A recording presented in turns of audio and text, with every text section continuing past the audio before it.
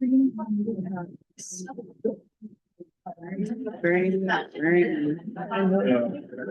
Jose Cruz. Yeah.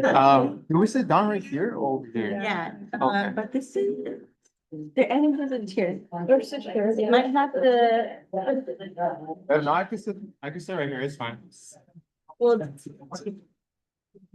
is it, if you feel comfortable going over and there's a chair there. Yeah, I can go. Right.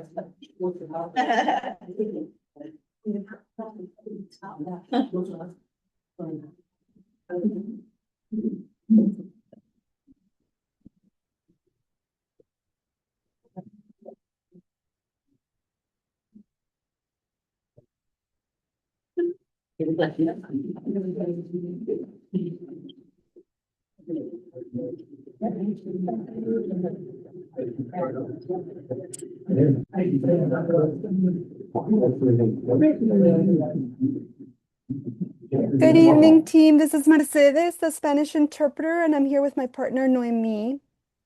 Mercedes. Hello, good to be with you again. Did you want me to give Spanish language or language instructions in general, both English and Spanish, once we get started with the meeting tonight? Yes, please. Go Okay. ahead and once we get started, I'll have Malu pass it Yes. over to Perfect. Thank you so much. you. Welcome, everybody. We're here for the TTC meeting, Monday 18th. So we'll call our meeting at 6 o'clock. Before we get started, we'll provide instructions on how to connect if you need translating services for Spanish. So I'll pass it to Mercedes. Give me 1 second. No problem. I'll stand by Okay. once you have the information. Perfect. Thank you so much, team. Hello, everyone. This is Mercedes, your Spanish interpreter. I'm here tonight with my partner, Noemi. We will be providing Spanish interpretation. Just wanted to give instructions first in English, and then I will give them also in Spanish. So if you, we have interpretation available, so there is a language option. So that you can hear everyone when they speak, regardless of the language they're speaking in. So to select your language, if you're using a mobile device, please tap your screen, select the 3 dots, select language interpretation. And if you're an English speaker or hearer, please select English. And to finalize your option, please select done. If you are using a computer, you will see a globe at the bottom part of your screen. Please click on that globe and select English and done. Thank you so much. Now I will be providing the instructions in Spanish. Hola a todos, bienvenidos. Tenemos interpretación en español disponible. Para seleccionar su idioma de preferencia, si está usando un dispositivo móvil, por favor toque su pantalla, toque los 3 puntitos, seleccione idioma de interpretación o interpretación, seleccione español y para finalizar su opción, por favor seleccione finalizado o done en inglés. Si está utilizando una computadora, verá un globito ubicado en la parte inferior de su pantalla. Por favor, haga clic en ese globito, seleccione español y terminado. Muchísimas gracias y disfrute de su reunión. Thank you so much, team. I am all done. Thank you, Mercedes. I will move you over or open the Spanish channel. Just give me 1 second. Oh no, where did it go? Technical difficulties. Okay. Interpreter.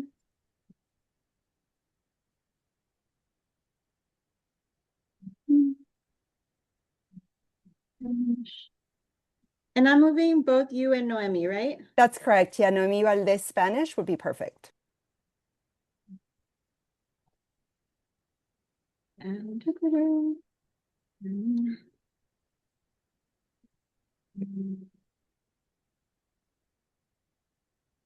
And use Spanish to English?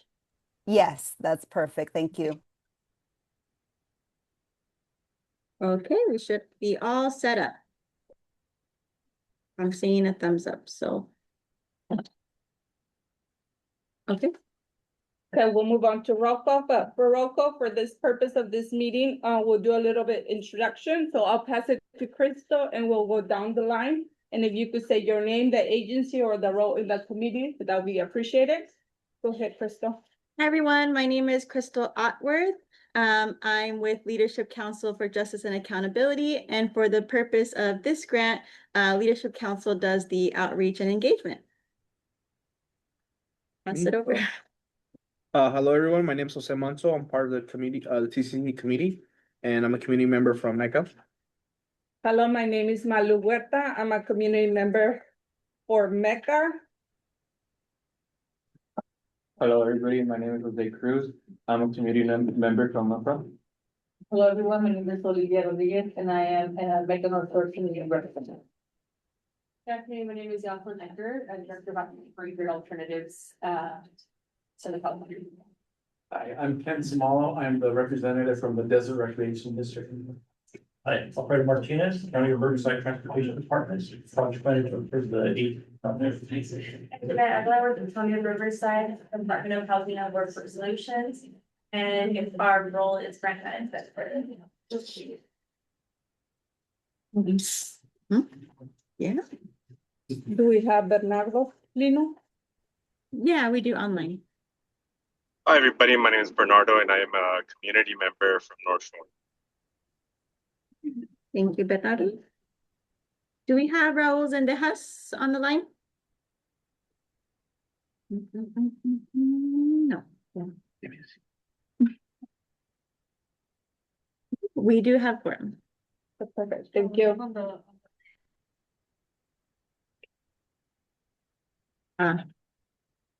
Who's there? Hey, Ro. Yeah, Raul, are you able to hear us? Yeah, I can hear y'all. Okay, we just did introductions. If you'd like to introduce yourself. Sure. Yeah. Hello, everybody. My name is Raul Sendejas. I'm on the board for TCC. Hola, buenas tardes, todos. Me llamo Raul Sendejas. Soy parte del comité. Thank you, Raul. Everybody's accounted for. Perfect. Thank you, Raul. Next, we'll go over the background, the purpose of this committee. So I'll give back to Crystal just to give an overview. What's the purpose of our committee? Awesome. Thanks, Malu. Okay, so this space is made available by Strategic Growth Council's Transformative Climate Communities Grant. And so the purpose of this space really is to guide and oversee for community projects that are being developed through this grant. And so the 4 community projects are a community resilience center in North Shore. We also have solar readiness projects. So doing like site assessments and roofing and electrical upgrades, as well as offering internship opportunities through our partner Grid Alternatives. We're also designing active transportation road improvements. So that includes a proposed bike lane that runs from Mecca to North Shore, as well as bridge improvements on Avenue 70 and Cleveland Street. And so that is, those are the 4 projects that we do focus on in this committee space. Oftentimes, if there's any other issue or topic of interest that is outside of that scope, we do refer people to the Mecca North Shore Community Council, which is slightly different. Their schedule is listed down below. So their next meeting is actually on September 1st. And you can see their agendas and calendar on the link that's down below. Just a quick note that link will take you to the Riverside County webpage, and there's an opportunity, if you're interested, to toggle over to the right and change the Spanish from English, change the language from English to Spanish. But otherwise, yeah, we will focus on the TCC projects in this space. Next, we'll do approval of meetings from last meeting. You guys had a chance to see them. They were emailed yesterday. Is there any approval? Second? Second. Thank you. Next one, we'll open it to the public. If you guys have any questions or comments regarding these 4 projects, we'll open the floor at this moment.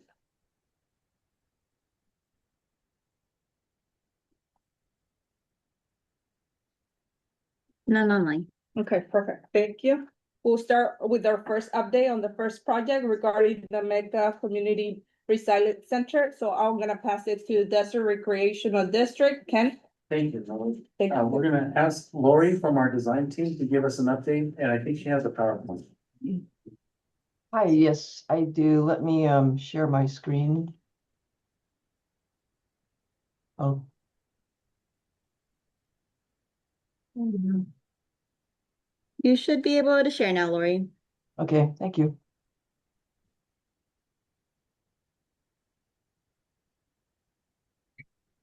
Okay. Can you see my screen, hopefully? We can also see the like sidebar Okay, in let case me see. there's. I'll just keep it up for now so I could zoom in. So for those of you who may not have known about this project or didn't attend some of our previous meetings, this is the Desert Recreation District North Shore Climate Resilience Center.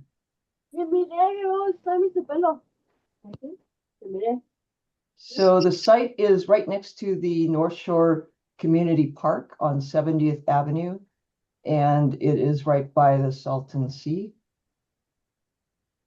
So we went through several iterations of meetings that took us from the schematic designs to the design concepts to the design development. And where we are right now is we are at the construction document phase, which is taking those design elements and creating it into a real project so that it could be built. So that's where we're at right now. The project itself really hasn't changed too much. The biggest change that you're going to see has to do with the site planning. You can see to the right in the black and white is the existing park. And our intention is still to create a connection between our project and the park so that you can easily get back and forth between the two sites. As we were developing this site, we came across some challenges in terms of floodplains, some county restrictions on what we could do on the site. And there's a big culvert at the entrance, which if you've been in that area, you know what I'm talking about. There's like a big dip as you enter the site, and there's a big drainage culvert there. And so that restricted where we could actually put the drive aisles, the driveway into the site. So our intention is still the same as it was to begin with, which was to create a kind of a circular transportation all the way around with parking all the way around here. But now we're limited to just one entrance and exit. We widened that out a bit. One is for fire access, and the other is just so that it makes it more convenient for folks to go around and look for parking. So what we did, as I said, this is probably the biggest change. The other change is we're creating this area in the back here. This is just going to be a flat open area. This is where we were asked to create an area in case of an emergency. The county can bring in mobile restrooms and showers in case there's a lot of people who come here. They want to be able to accommodate them. Go on to the next. So what I did here was this again is the site. The whole building is fairly large, so I broke it up into two areas. This first area in the red is what we're going to be looking at right now. The main space is a community room, and based on the comments from the community meetings we had, to the important functions of the space was to provide an area where you could have different sports events like basketball and volleyball. The other was to have an open space where the community could come in and possibly rent out this area and have parties or different functions here. It could also be used by the county itself for whatever functions they like. It's attached to a full commercial kitchen. So we have openings where you can serve food in here and also an out to the outdoor area in the back. There's a large space for storage for equipment. So, you know, if you have volleyball nets or whatever equipment you need for the sporting goods, it could go inside of here.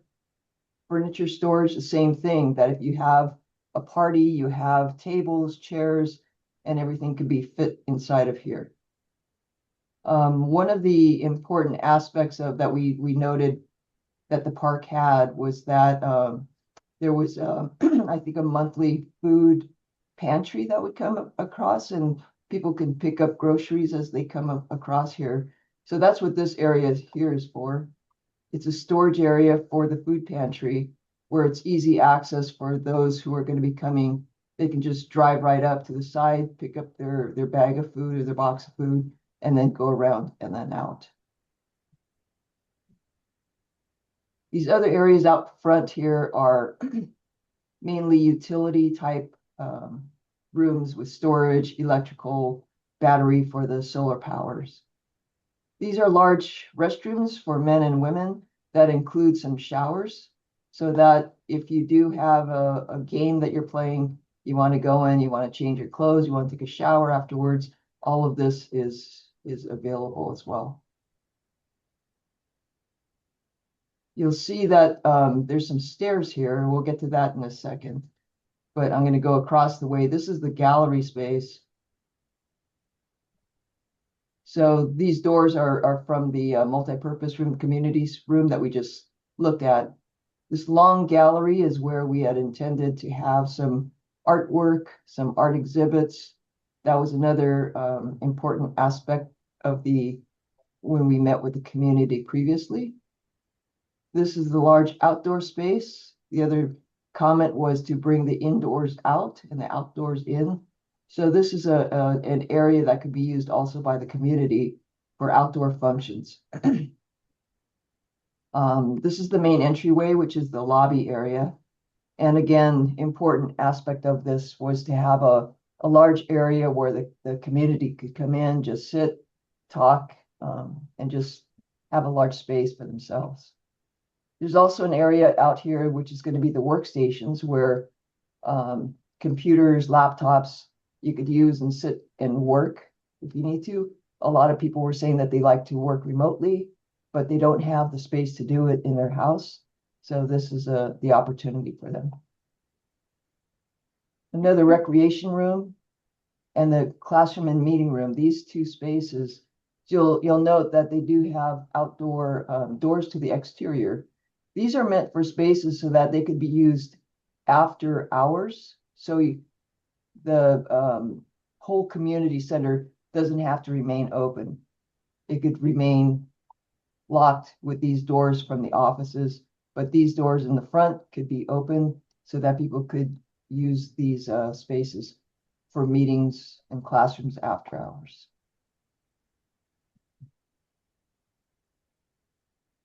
This is an enlarged plan of the commercial kitchen, the food pantry. These are some of the same images that you've seen previously, but it really hasn't changed too much. We just pretty much developed the details of it. One thing I didn't have a plan of right now was the outdoor terrace, which is up here. So it's meant to be a space where you can go up, kind of look out over and see the Salton Sea in the distance. We're also planning on a large canopy because we realize it's out in the desert, it could get hot. But this also provides a location for PV solar panels, also with the over the parking canopies. This is just an idea of what could possibly be used in that outdoor space, the indoor-outdoor. And just another couple overviews of the project itself. And again, like I said, it really hasn't changed too much. It's we're just been developing the plans further, and that's the project. Any questions? Thank you, Lori. Anybody have a question for Lori? Go ahead. Do they ever consider a pool? Do they ever consider a pool? No, a pool was not a part of this. Yeah, I can just add to that comment also. So in the beginning, before the official designs came out, we also had some workshops where we wanted to hear from community as far as like what amenities and what spaces they wanted to see. Unfortunately, a poll did not come up, but That sounds great right now.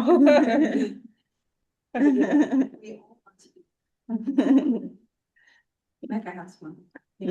Does anybody have any other questions?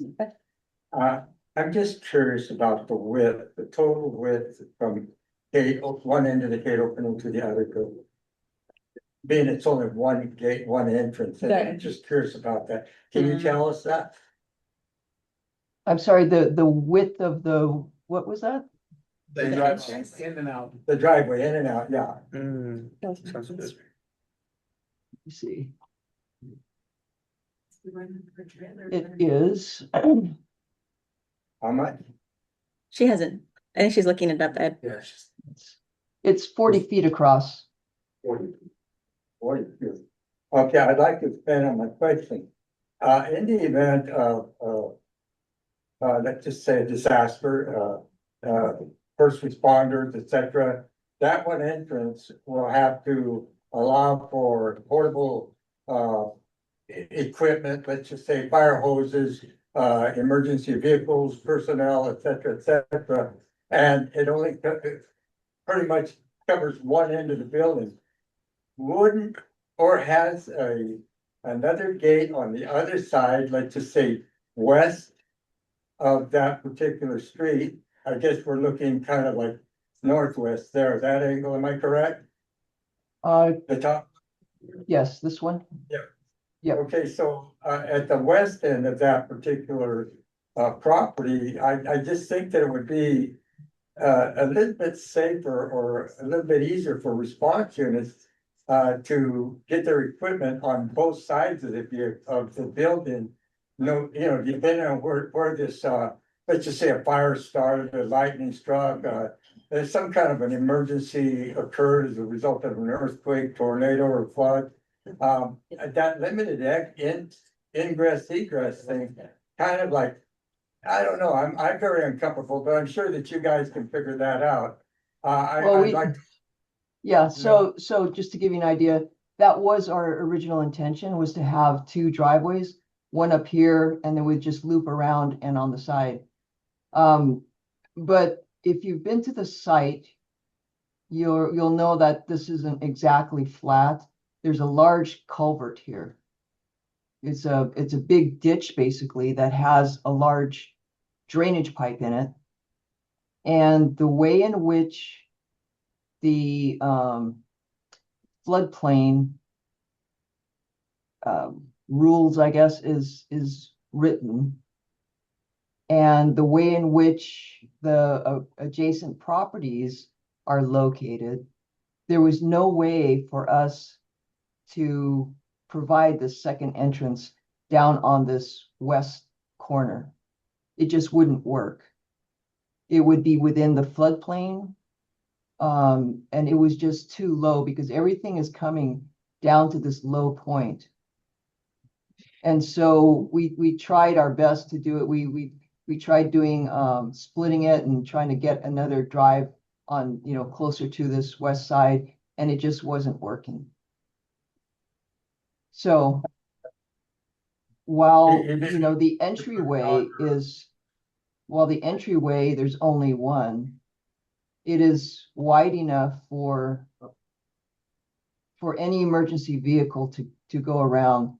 This is wider than what's required for emergency vehicles.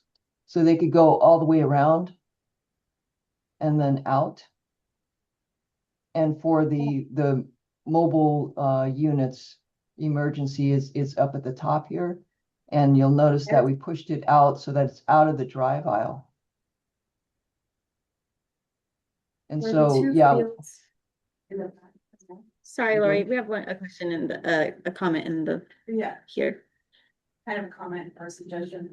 In the back area of the two, where the park is gonna be connected to the area that's gonna be reserved for emergency vehicles in more trailers. they could put something that connects there in the fields and they go through, because I know that there's movable little pole things that they can take out of the park so the vehicles can drive through. And then they could just simply have like something like those, like mark those poles that they put in place when they don't want people to go through.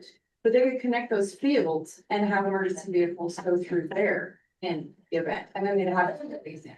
But they'll be on the same side, kind of, but it would be an extension to where. I mean, they wouldn't really need to spend a lot of money to do it, it would just have to be like somewhat level to the area. Right, Get me? and it And they'll makes be sense, using the and park, I'm right? sure, To the park. Yeah, they would be going to the park through a second driveway, yeah. Because I know that right on the very edge to the right. Where the parking area is, there's like a way for people to drive through there. I don't know if you've been to the site, so they have like those poles in place that are temporary. Yeah.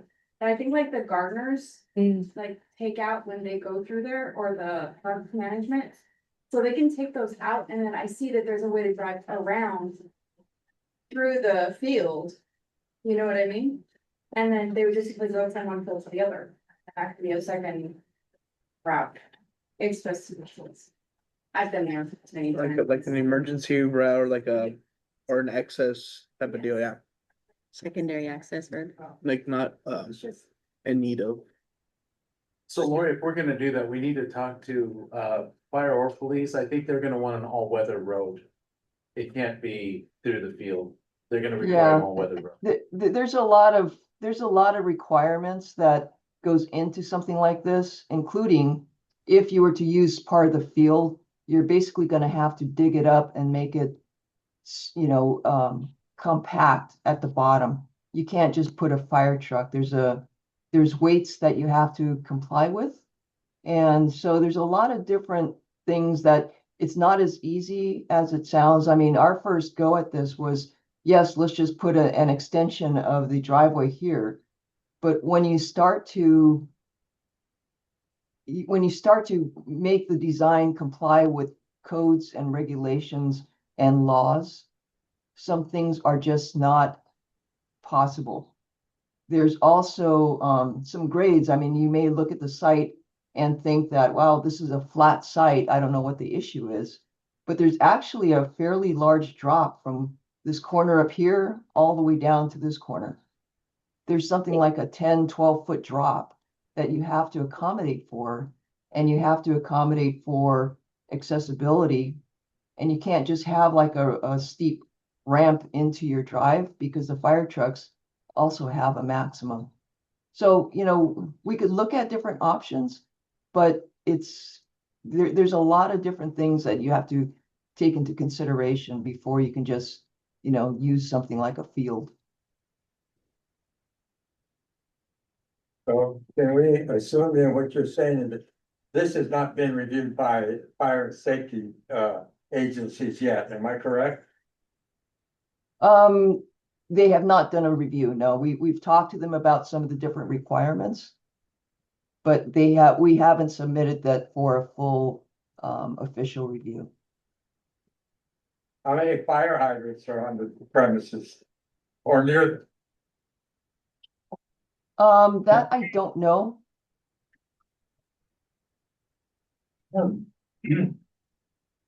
Once we Thank submit you. for plan check, the state fire marshal will provide us with the information that we need, so. That's. And then we're just, now, this is, so just to be clear, this is 95% construction drawing. This is still very much a work in progress. So this hasn't been approved by the district, it hasn't been approved by county, it hasn't really been approved by everybody. But the building was designed based on the feedback of the community. And so we're hoping that with the amenities that we put in place, that we can meet those requirements for providing a climate resilience center, an emergency facility, and then also something that can be used for, again, housing workforce development, some recreational activities and things like that. So there will be a lot more work that goes into this, once we get to the point where we have 100% complete drawings. And we still, as a result of feedback that we get from utilities or other entities like the state fire marshal, for example. And we still may need to make further changes to this based on their requirement, even once these are approved, so. That's, yeah, that's what it was designed for, to be able to allow for access after hours for that kind of stuff, so. Lori, quick question. What is this, sorry, the area to the bottom right next to the driveway, that little box, no, a little farther up? Oh, this one? Yeah, one. So this is the flat area for the mobile health clinic. Oh, okay. The mobile health clinic? Yeah, so one of the comments in our previous meetings was that if we could put it up towards the front so that the public can see that it's there, that there would be signage on it. And it's kind of advertising that it's there for the public to go and use.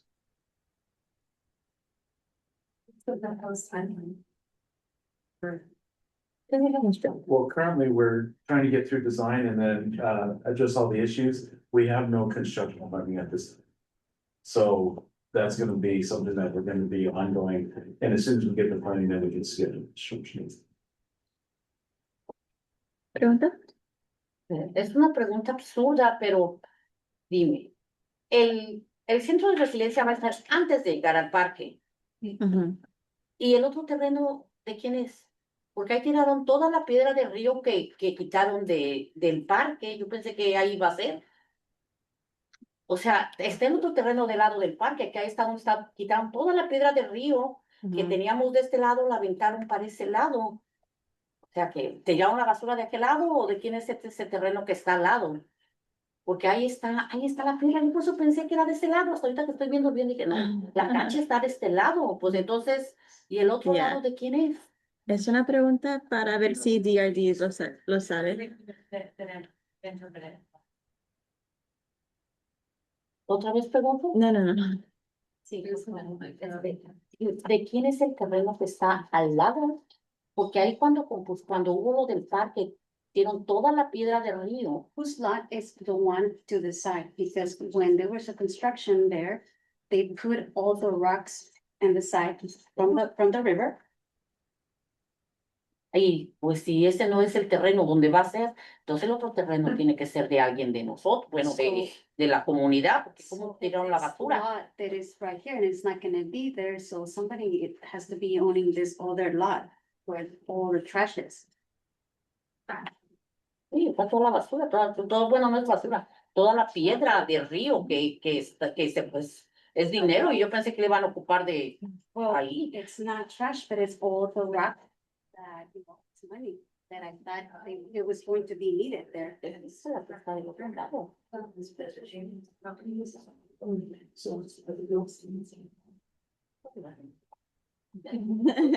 It's owned by private property. It's privately owned.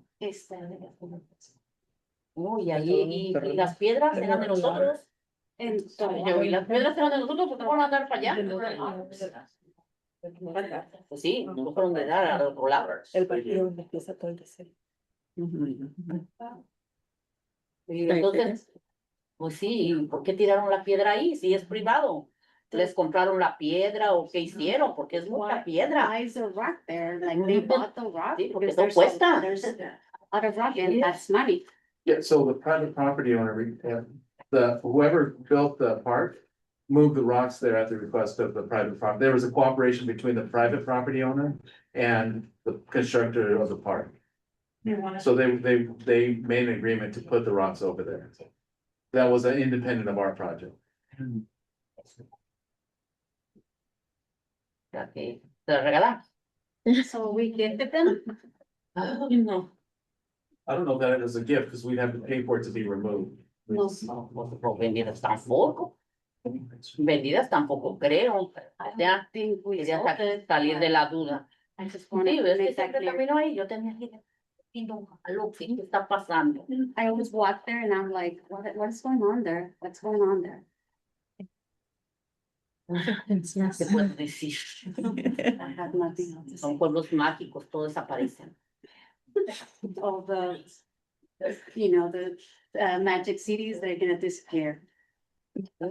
Any other questions?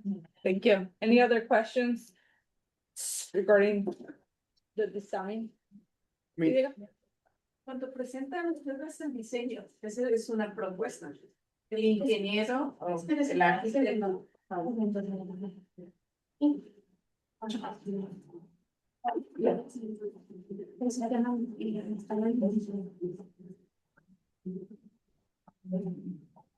Un arquitecto para hacer un plano debe tomar medidas para presentarnos el proyecto a la comunidad. An architect who makes a project has to draw up plans and show measurements and present that to the community.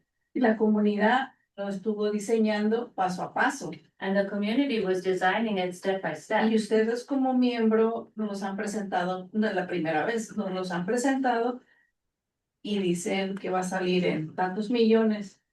Y seguimos ampliando, se sigue ampliando y haciendo diseños. And you have, as members, you have said Que un that ingeniero they are experto en diseñar. so that we need an expert engineer to design it, and you said it's gonna cost so many millions, but then it keeps being made bigger and bigger. So. in Y the- en esto, y al final todavía no tienen autorización, ni de bomberos, ni de cuánto va a ser.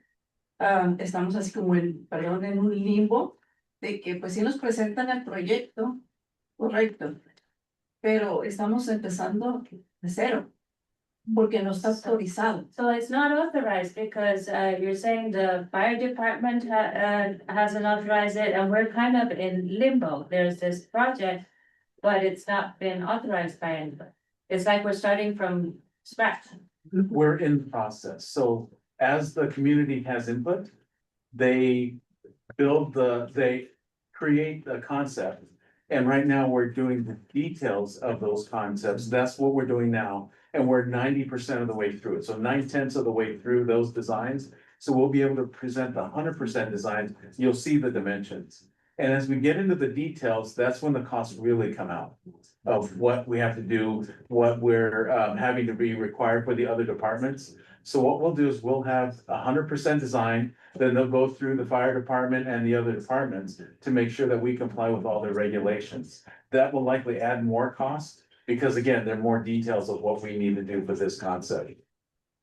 Pero están presentando como comunidad cambios y proyectos que están haciendo que todavía se pueden implementar porque no lo han autorizado para presentar. You're presenting for the community changes and projects that can still be changed because they haven't been authorized yet. So we can make minor changes, but what we're doing is, as we're getting closer to the final design, any major design is gonna affect other things, so. Access, for example, we can certainly look at the access, but there are requirements, as our designer said. We can't have the fire trucks go through a field. We have to actually carry, I think the heaviest truck is 80,000 pounds. So the road has to be built to be able to hold 80,000 pounds, plus the width of the truck and their ability to turn. So there's certain details that we have to add into the designs that are gonna drive up costs. So yes, we can make changes, but it's better that we make minor changes to the details of the plans that we have now versus moving the basketball court somewhere else. So major changes are gonna be really expensive from a design standpoint. Right now, we started with a concept and we're starting to get details until we get to the final design. And once we get to the final design, we can give you guys ideas. So we get the 100%, maybe it is that we show you dimensions and access points that are final, that we're going to have other fire department and other people look at. But when those fire departments and other experts look at it, there may be some more changes to that to meet their requirements. Everyone, the fire department, school district, other agencies have their requirements that we have to meet. So the final design is gonna be conceptually different than the concept. So the concept's gonna be an idea of, let's put the basketball court here, let's put whatever in those places. We're gonna get to it as close as we can based on the requirements of the specialists like the fire department. Does that make sense? Pero está muy bien, se me hace bien. Pero también en el parque se hizo un proyecto, se hizo planos, estuvo perfecto, se hizo la inauguración. Y vivimos en un área no muy buena, pero vivimos. Un día fue la inauguración y después hubo un desastre y nomás había una sola salida. So that's ¿Por qué good. pensarlo desde antes? That's good, but you know, we had a park and projects done and, the drawings and all of that sounds perfect. But we had, in an inauguration of another place, we live in an area that's not a very good one, but we live here. And after that inauguration, there was a disaster and, you couldn't get out. Right. Thanks. So is the concern about access to the new building, the Resiliency Center? Está a desnivel. No, aquí no hay áreas. Tejas. It's not level. bueno, ¿cómo se dice? La tierra no es buena. Sabemos que no es bueno todo aquí. It's not Pero good están ground, ustedes para and it's asegurar. not left. So when we go through the fire department, I mean, what this gentleman said about 2 points of access, that's what I'm used to as well. So we may very well have to do what this lady said and figure out another way around the soccer field, creating a fire, all-weather fire access. So those are comments that we'll get from the fire department, for example. So they can't make comments until we give them what we're gonna plan on doing. That's part of the process. I have a quick question, just, what is the timeline for presenting it to the fire department and then getting that feedback back? Lori, do you have an answer for that? When we're gonna submit it to the fire department? It's gonna be fairly soon. We're at a point 95% where we've worked out a lot of the site logistics. So now is probably, we could probably see about getting an appointment with them pre-submittal to them. A lot of times they'll do like a pre-review, I guess, and give comments so that we have time to make some revisions. But we just were not at that point yet because of a lot of it was pretty complicated with the flood zone and having to deal Right. with that. So I think we're almost there now. Civil was a little bit behind because of the survey and trying to figure all that out. And we couldn't really go to the fire department until we had a plan that we knew could work. Like, for example, if they come back and they say, no, you need to have another drive aisle on this side. Well, our response is we looked at that, and if we do that, we're going to have a really tall ramp that's going to exceed the amount that the fire truck can go up. I mean, there's a lot of different things, but that's why we don't have it there. But at least we know now that's the reason why. If we would have just gone in there and said, we've got these 2 points of access the way we wanted it to be, if we had the fire guys look at it and say, yeah, that's what we want, and then we go back and design it and we realize there's no physical way to doing that, I think that would have been worse off for us. So. And the fire department's a good example because they'll tell us access points, how many fire hydrants we need, the spacing of the fire hydrants. They have standards that we can follow, but it may not be in a location that they prefer. They certainly want to be a certain distance away from the building. If the building's on fire, they don't want to be really close to the building. So those kinds of things, but the capacity of the sprinkler system inside, those are all things that the fire department will check. But we'll need to go through the county building department and get permits for the construction as well. So there are other agencies that are gonna look at this, give us their input that we have to comply with in order to get permits to build. Meanwhile, don't let go of those big rocks next door. They might be good for road bases, support 80,000 pound trucks. Is that what they were? That's the bigger ones are 80. I haven't seen the boulders, something pretty big boulders. Oh. Has any other area been proposed for the building of this No, we were using this building because, this location because of the property. It was adjacent to our property and we were able to acquire it. So that's why we're. So it's already been purchased. I don't know if it was purchased or land swap, but we are, yeah, it was purchased. Okay, so it was purchased. It's like, no, that's, I did. Right across the right here. That's a great question and I don't know, do you remember? Where? Were you part of This this? side of the rail.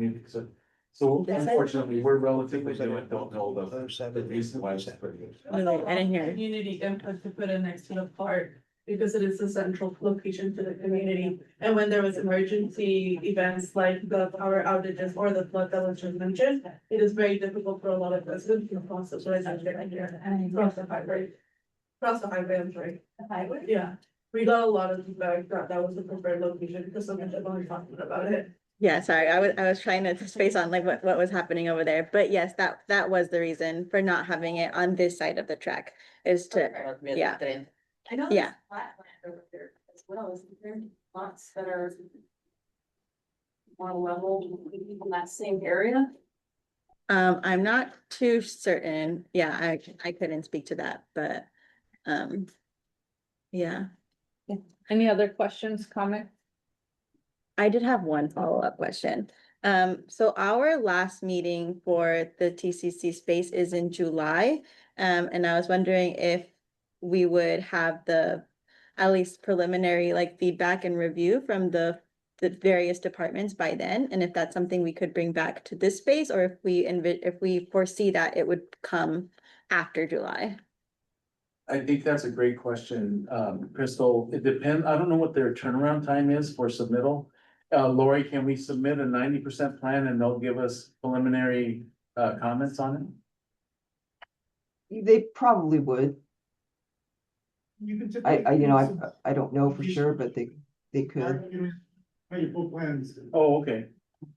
Sorry, Juan, could you repeat it one more time? There was, You can submit a pre-application review a part to get that feedback. You don't have to submit complete plans if that's something that we want to explore. That's great. okay. Sure, and that's all departments on building, fire, okay. So we can look at that, Lori, a pre-application or a pre-application review. Or Thank you. Any other question, comment? Besides the like health clinic part and then the one entrance, like is there any new changes or stuff that has been done? Just to review those? Since the last community meeting? Yeah, like I mean, that little entrance was, I mean, it was new for me, and then also the one Mhm. entrance is also something new.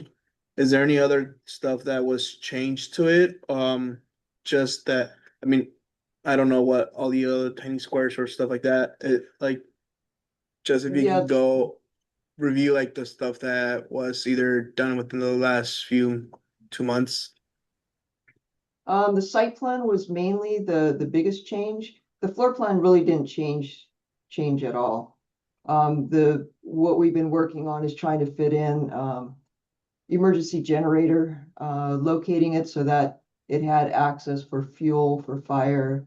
It was close to the building, trash enclosures, emergency, electrical transformers, those type of utilities have all been in place, and located and coordinated with our electrical engineers. But that's pretty much it. The rest has been just developing everything else in terms of the details. Floor plans are pretty much the same.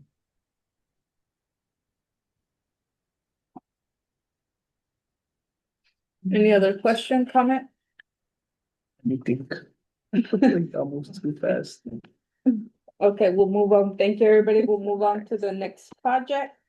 We'll move on to the transportation improvements for Avenue 70, the bridge and the back. So I'm gonna pass it to the Thank you, Lori. Riverside County with Alfredo.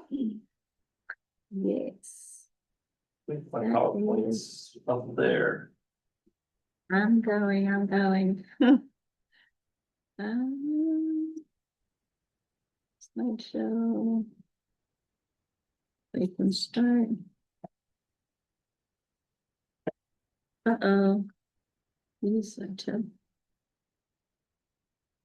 For the folks who are on Zoom, are you able to see the full screen? Yes. Yes. Awesome, thank you. My name is Alfredo Martinez. I'm an engineering project manager with the County of Riverside Transportation Department. And I am managing two of the TCC projects. One of them is the 70th Avenue Bridge. And the other is the Hammond and 70th Avenue Bike Lane project. The purpose of the project is to create or to enhance mobility between the communities of Mecca and North Shore by providing a bike lane connector between the two areas.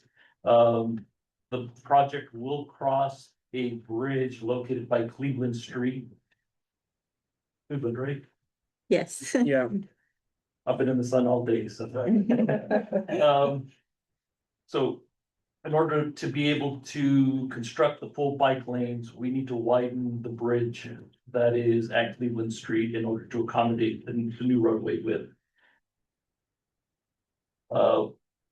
On the screen, you're gonna see a graphic of the bike lane widening limits. We're starting at the intersection of Second and Hammond, which is right by the newly constructed Triangle Park. And we will be ending the project at 70th and Seaview, which is essentially right by the North Shore Park we've been talking about in the Resilience Center. In the lower corner of the screen on the right, you'll see a little bit of a cross section. I think there's a blow up later on. But basically, our plan is to accommodate the existing traffic, which is a 2-lane roadway, 1 lane in each direction, as well as a buffered area and a bike lane. The buffer is going to be 4 foot wide and the bike lanes are going to be 5 foot wide. What was that? No.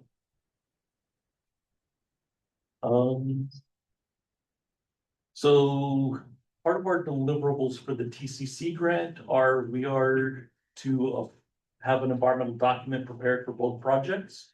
We prepared a single document to cover both because they are adjacent to one another. The current status of the environmental document is that we are seeking board approval of the final environmental document in June. So all the studies have been done. We've done a draft document that was publicly circulated for 30 days. We had a public meeting to get public comments, and now we're ready to finalize. The other deliverable was to prepare 35% plans for each of the projects. We've currently gone through our first round of submittals of the 35% drawings. We've given comments back to our engineer and they've resubmitted the second round. So right now we're reviewing the second version of the plans. It's based on the first round of comments. We're not too far off from having 35%. So this second round should probably be the final. Bike lanes is the same status. They've been submitting both sets together. And here's the blown up cross section I mentioned. So right now the roadway is really about 24 foot wide. It really only has the 2 lanes in each direction. So we are essentially adding another 18 feet of pavement for the full 9-mile segment. Oops. That's pretty much the project. Any questions? What is the difference between the route between the link that's gonna be happening and this route? There's a little bit of overlap between them. One of the alternatives for the CV link is being discussed as being in this area. We have our traffic team coordinating with CVAG to figure out which is the most appropriate. Is this a either or situations, or is you guys are both going to be building? It's an either or. We wouldn't put 2 separate bike lanes in the same area. Yeah, so it's gonna be the CV link thing or this part. Or, correct. CV Link is also studying a whole different alignment where they just stay on 111. So So they're in the feasibility and planning stages right now to determine which option they want to move forward with. So these are a bunch of farms and stuff, like on back roads, basically. So you're potentially gonna have to carve out chunks of people's private properties in order to do each step of this. So this, I mean, Hammond and Sevier are already there. They already have a lot of right of way dedicated. There are some properties we will have to acquire property from. But that's in a future phase. That's not something we would do at 35%. Y para el cruce del puente, se va a seguir siendo ida y venida.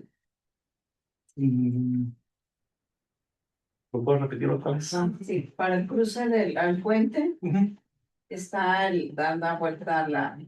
O el Cleveland. Sí, a la Cleveland, va a seguir y venir. Eso es peligroso.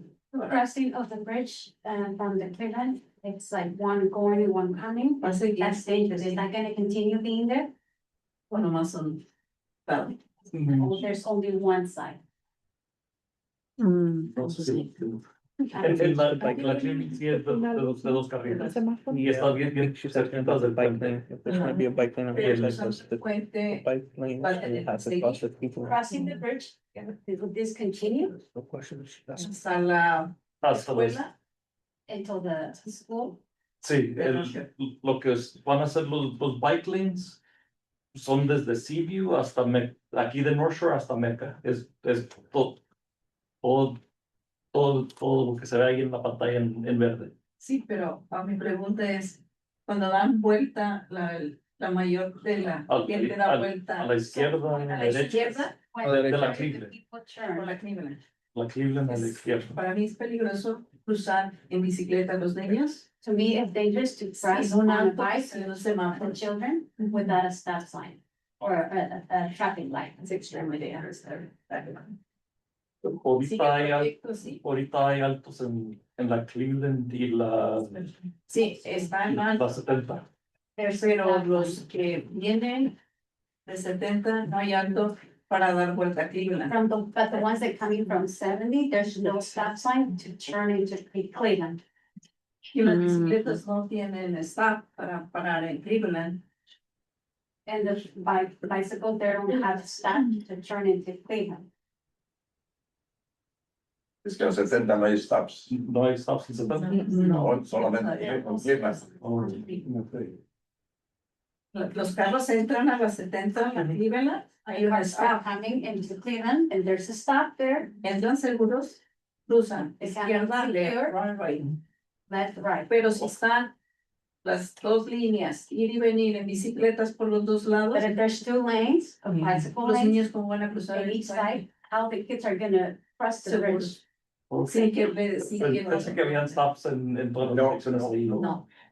No hay Es algo que puedo platicar con el grupo de tráfico. Ellos son los que se encargan de todos los signs. A ver si pueden poner un all-way. Para que haya stop en el 70 también. Yeah, because it has to be a stop sign. Las luces. It was the light. The project is not running. There Crossing for the it's the going to bike be lane different. son Solo que de cualquier manera está habiendo problemas por la cuestión de que muchas personas, aunque ahí está, no lo ando yo veo en la And there's. Ahí con Reyes People Market. don't understand ahí that. con Reyes Market, que es Vanderbilt, ok, y 70. Los que venden de West to East, los que están, entonces, esas, ajá, entonces, ¿en qué está? ¿Cuál es el punto? A ver si no ofendo a nadie con los motorcycles ni nada de esas cosas. Una patrulla. Así de sencillo. Algo para que respeten, porque la mayoría va o viene por los 70, no respetan. So they can respect because people are coming and going over there in the 70, they don't. Definitivamente, Si es stop o si es no semáforo, va a ser lo importa, mismo. es lo mismo. La gente que respeta las leyes va a hacer lo que se tiene que hacer. Entonces, what by question, una patrulla. para que ande de la escuela o del parque a la escuela. Mimi. You could do indents in the ground so that the cars can go. Not bumps, it's like. You know, as soon as people do, it slows down emergency So you response have to calls. slow down. It's not just the people that are. We also have a comment over here. Pero con luces separadas. Rocks from his branch. Sí. Hemos estado viniendo en reuniones consecutivas, we have come here every meeting consecutive, y tal vez esté mal, pero yo he visto las mismas imágenes en cada reunión. But maybe I'm wrong, but I see the same images in every meeting. Para esta fase que ya están a punto de entregar, For this phase that you're about to deliver, esperaba ver imágenes de la calle, del concreto. I was hoping to see images of the street, of the concrete. ¿Cómo se reflejaría las calles, la banqueta peatonal pintada? How would this reflect the streets and the sidewalks for pedestrians painted? Porque aquí solamente miramos abajo dos vehículos y dos personas en sus bicicletas. Because I only see right here in this picture, 2 people and 2 cars. Para este día yo quisiera que hubiera ver más imágenes para que nosotros como comunidad pudiéramos proyectar qué es lo que se estaría realizando. I would like to, for them to be more images so that us as a community, we could picture it. Y la preocupación para nosotros es la seguridad peatonal. And the worry for us is the safety of the pedestrians. Yo recomendaría que, como han ustedes tenido la oportunidad de ver el puente de Mecca, I would recommend, since you now have the opportunity to see the bridge over there in Mecca, que pueda haber una barda o algo que proteja a la comunidad cuando quiera caminar o andar en bicicleta. if you could put some sort of a fence or a bridge or something that it could protect the community when they're going in that street. Porque eso es lo que les daría la seguridad para que usen sus bicicletas y caminar. Because this will give people security so they can, or they will feel safe to use their bikes or they can walk. Para este momento, nosotros como comunidad no tenemos una perspectiva de lo que se estaría realizando. At this moment, as a community, we don't have a perspective of what is being developed.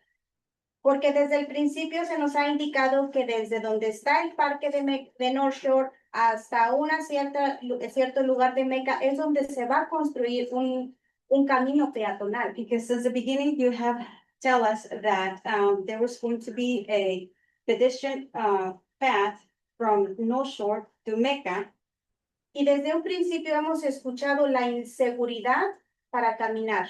And we have, since the beginning, we had heard about the unsafety it is for us to walk. Para la próxima reunión, yo como miembro de la comunidad quisiera ver más imágenes del trabajo que ustedes están haciendo. For me, as a community, and also I would like to see more pictures or images of what's going on of this project for next meeting. Para poder decir, como comunidad, sí apruebo este proyecto. So that we, as a community, we can say, yes, Porque we no, approve this project. no estaría aprobando un proyecto que tal vez ponga en riesgo la vida de los niños, de las personas que usen este lugar. And I would not be approving a project that it might be putting the people and the children at risk in this community. Gracias. Thank you.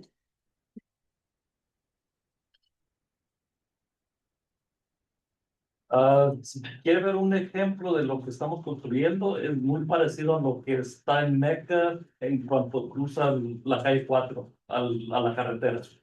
Hay un camino peatonal que conecta, creo que es St. Thomas Mobile Home Park. Yeah. Va a ser parecido a lo que está ahí. Es el pavimento con marcas en el pavimento para dividir lo que es la calle y el bike lane. Pero no trajo las imágenes el día de hoy. No. But you didn't bring images. Um, uh, Same entities. Where's that? It's right by Mecca, as soon as you go around the roundabout and cross the freeway to the south. Oh, Uh, okay, Pintura so en if el you're coming cartel. from here. Yeah. towards Mecca, it goes even before you get to turn on Fourth. Right. So you go to the roundabout at Ford, you cross the train tracks. And I think Fourth is the signal coming into Mecca, Yes. right? Yes. So as So soon as it's you're south. on the highway right there, it's just south of there. Yes. quick follow-up question. Alfredo, if we could, for the next meeting, bring those pictures as examples. I know that we've also heard in the past, like a desire for the, what is it, those road bumps? I don't know what they're officially called, but it's like the ones The where, rumble strips. yeah, those, and so like different examples of safety features that could be implemented in that space, I think would be really helpful. Okay. Yeah. Sí, pero es un diseño que ya hemos hecho aquí cerquitas, por eso lo estamos reciclando. Es algo que trabaja o nos ha trabajado. En Mecca.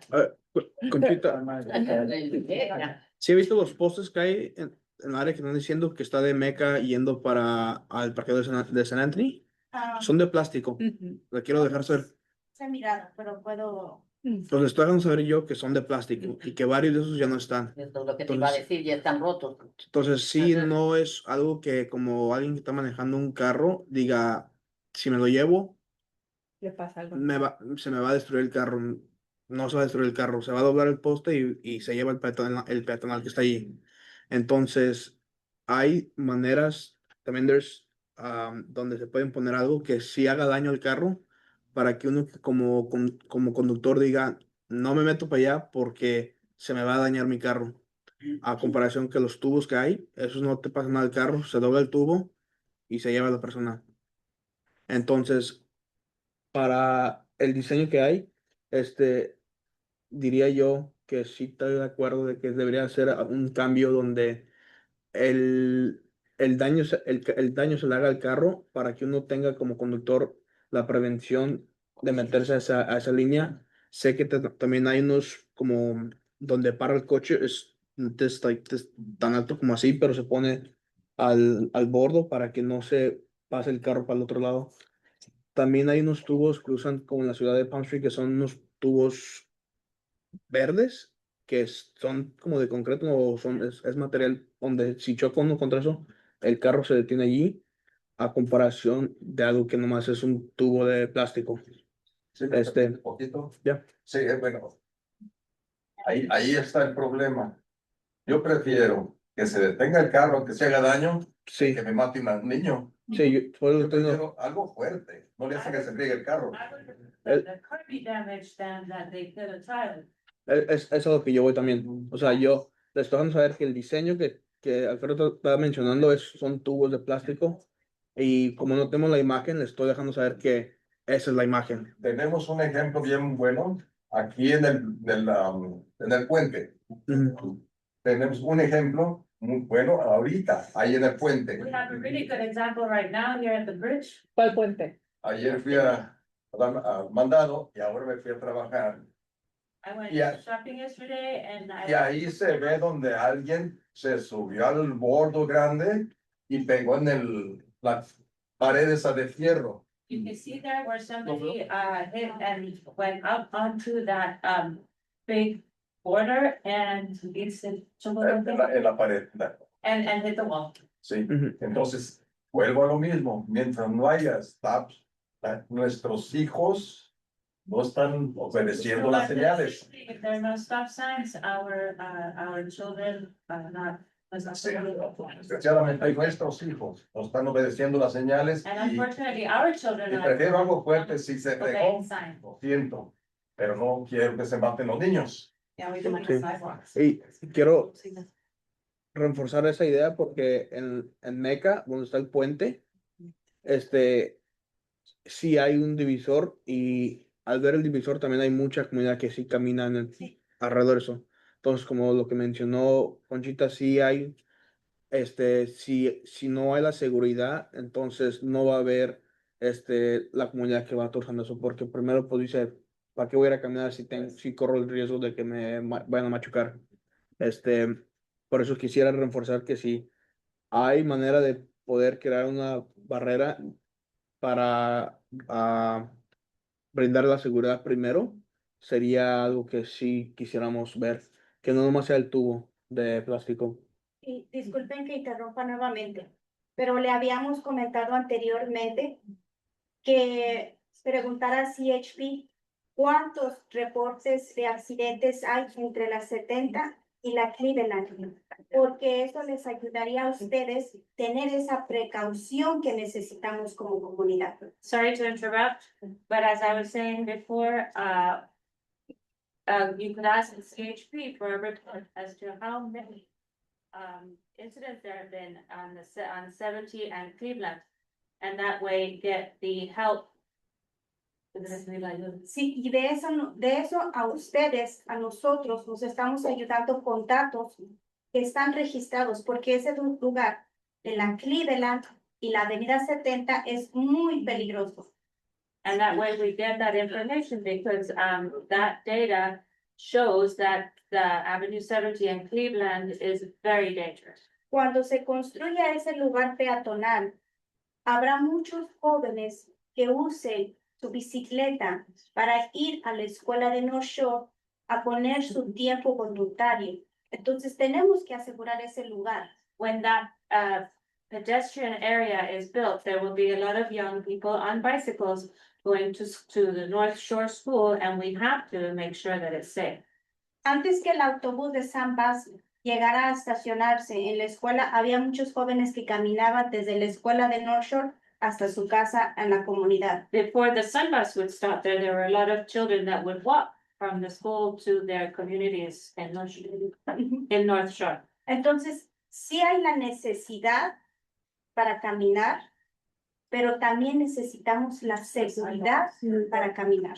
So there is a need to walk, and we also need the safety to be able to walk. Gracias. Thank you. Una pregunta. ¿Cómo serían las entradas para los ranchos como los viles, donde la gente viene a trabajar? Por las mañanas hay bastante tráfico. How would it be with the entrance to the ranches, like when people are coming to work, sorry? Entonces, mucha gente usaría también la bicicleta de los adultos para ir a trabajar. A lot of people would use their bicycles to go to work, even adults.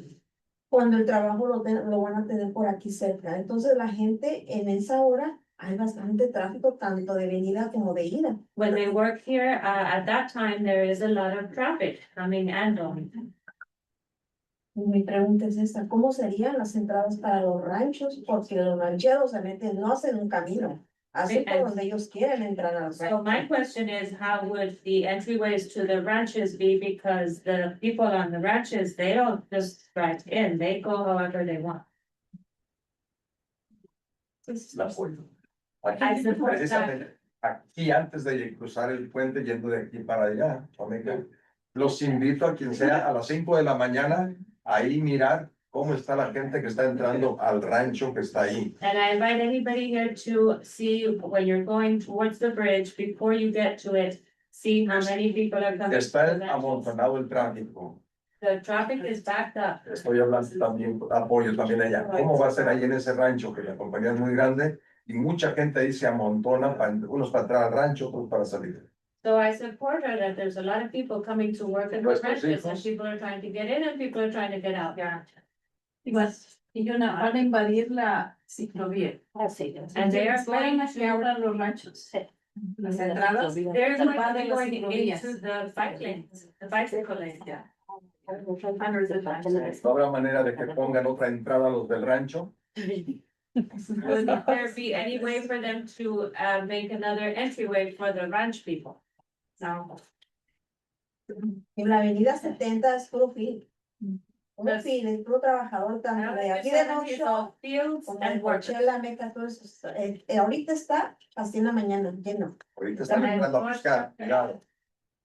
Hmm. Entran a las 5:30 a trabajar. And now it's busy too.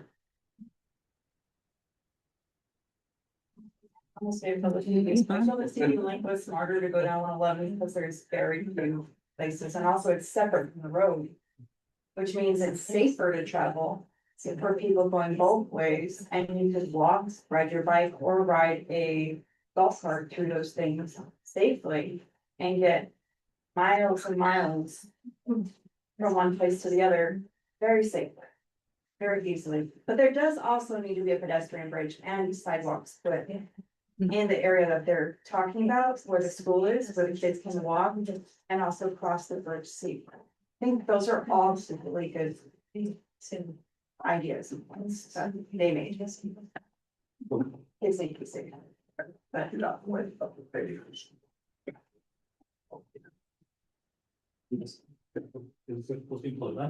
Todo el año, desde diciembre, ahorita están piscando. Mientras tengan hambre. Y luego limón en agosto.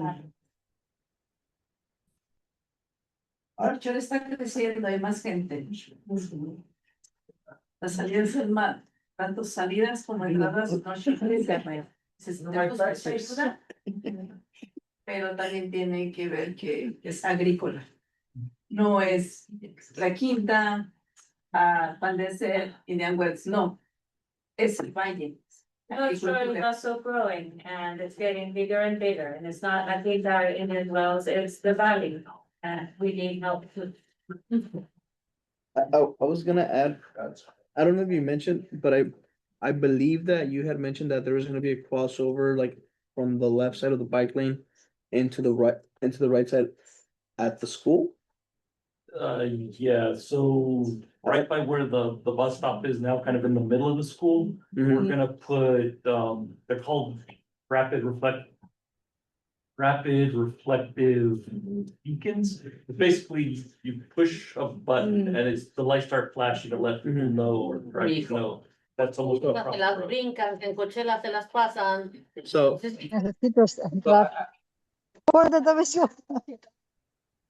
so, yeah, I just wanna highlight that that would be something that wasn't mentioned right now, but should be worth mentioning. And then if I recall correctly, at the bridge, was there gonna be a physical barrier or was it gonna be still the plastic cones? I think the bridge had a physical barrier. Okay, so like two, For the sidewalk. I think For the there's a sidewalk, barrier but- and a sidewalk. but The not bike for, lanes are still in the pavement. and the, okay, so yeah, just to clarify that. Zone too. Otra pregunta. Ok, ya presentaron tu proyecto de las ciclovías. And another question, now that you've presented the project for the bike lane, Son necesarias y no a la vez. Son peligrosas, tanto para los adultos como para los niños y para las personas que les gusta caminar. so they are necessary, but also they're not. They're dangerous for children, they're dangerous for people who like to walk. Pero ok, ya está, está el proyecto. Ahora, van a hacer sus ciclovías para las bicicletas cuando la avenida 70 está fatal. So, okay, but the project's there, and so you're going to make bike lanes when Avenue 70, they're already. Ahora, si van a hacer las ciclovías, hubieran enfocado también en arreglar la avenida 70. They should have also focused, or you should have Está en also muy malas focused condiciones. on fixing Avenue 70. It's in really bad condition. That's Mecca. Eso ya es parte del proyecto, se va a reconstruir toda la. Street, Toda la calle está Sí. meca. resurface, Todo, eso es, that's for the Mecca. los límites del Right. So part of the project is that it will be all the way to Mecca. Porque las llantas no las acabamos rápido. Uno trabaja, va y viene. Because our tires get used very quickly. Teníamos un proyecto para reconstruir el pavimento, pero se puso on hold por ese trabajo, para que todo el trabajo se haga de una vez. Ojalá que sí sea, que se hagan las dos cosas al mismo tiempo. Porque pues para mí sería más importante la avenida 70 que las ciclovías. Porque para caminar, para mí, en mi punto de vista, me voy al parque. Yo no iría a trabajar en una bicicleta por el peligro, ¿verdad? Inseguridad también. Una no va a haber alumbrado público. I hope that Avenue 70 will be done first because I'm not going to go on a bicycle to go to work, but I walk to the park. Yeah, Y eso se ve and that would be my question. Está bueno, está bien, ya está el proyecto para las ciclovías, pero ya que también se enfoque. Fine, the project is there for the bike lanes, but also that Avenue 70 be fixed. I know we need to move forward to the next topic. I appreciate all the comments, but I do have to mention one more thing. Last time you mentioned the county was looking for funds. Is there an update on that? We're still looking at any kind of ATP grant, Okay. active transportation planning. Okay. So we are looking for funds in addition to the TCC. Funding that we might submit. You think you have a better update regarding the funds, maybe before the end of the grant? No, No. so the submittal deadline for the ATP grant is in June. Okay. And I don't think we hear back about final selection until November. Got it. Thank you. And just to highlight everything, I guess we've come to the conclusion that safety is the number one still concern for it. So that's the feedback that I would like to give back. It's that we're concerned about the safety for the bicyclists and the site and the pedestrians too. Thank you, everybody. Thanks, everybody, for the feedback and the comments. We'll move on to the next project and solar energy for the pre-development phase activities. So I'm gonna pass it to Grid Alternatives. Would you be presenting them, please? Yes, Justin. They've got that. Oh, my, yeah.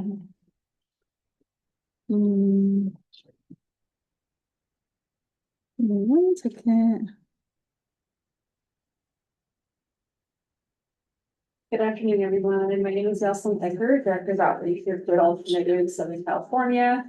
And my colleague Nadia is on virtually. And I also want to point out our Solar for Outreach Fellow, David Perez, who's here with us, and also our new intern, Dania, who just started with that. He is a microphone.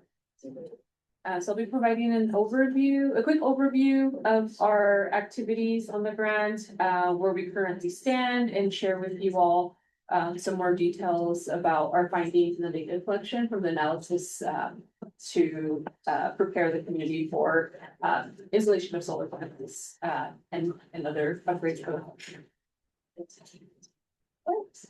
I'll skip over this slide. Well, I won't read it, but I'll say, Grid Alternatives our activities in this grant involve conducting solar readiness site assessments and greenhouse gas analysis for 50 single-family sites.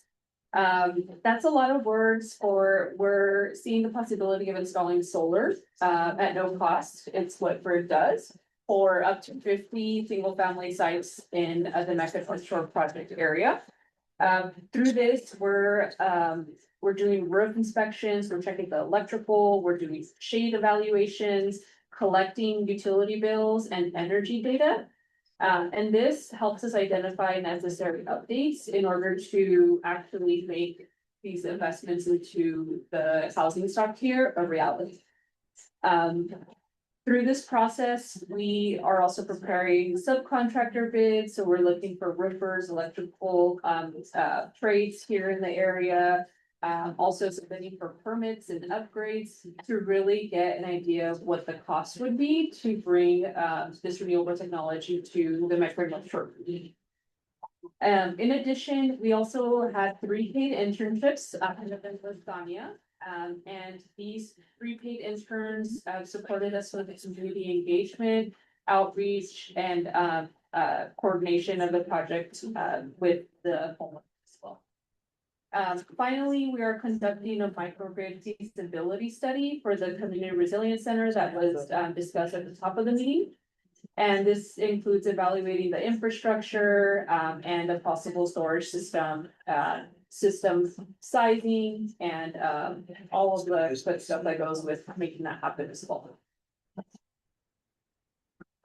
So a little bit more on our deliverables.